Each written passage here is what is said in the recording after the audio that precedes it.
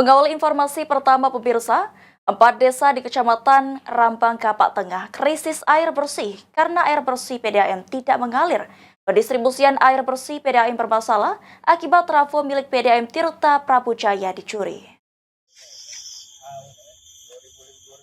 Warga 4 desa di Kecamatan Rambang Kapak Tengah, Kota Prabu Muli mengeluh krisis air bersih karena PDAM tidak bisa mengalir. Air bersih tidak dapat mengalir dikarenakan trafo pompa PDAM untuk pendistribusian air hilang dicuri. Sehingga 4 desa di Kecamatan Rambang Kapak Tengah seperti daerah Desa Jungai, Tanjung Rambang, Karangbindu, dan Karangan sudah 2 minggu air PDAM tidak mengalir. Sehingga warga di 4 desa mengeluhkan kekurangan air bersih untuk kebutuhan sehari-hari, bahkan untuk MCK pun susah. Untuk itu, pemerintah Kota Prabu Muli akan mencarikan solusi sementara agar air PDAM bisa mengalir, dan untuk kehilangan trafo di Desa Jungai telah dilaporkan ke pihak polisian.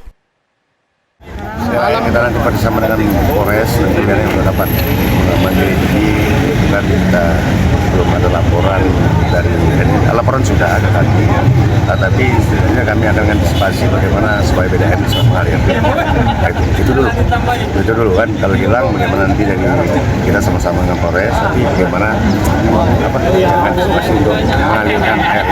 Tapi dengan tidak teralir ini pasokan air itu tidak ada. Pasti tidak ada karena ini harus baik.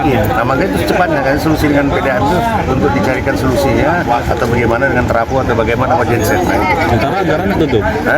Nah, untuk melayani masyarakat itu kita harus bukan masalah anggaran, kita bisa cari solusi BTT ya?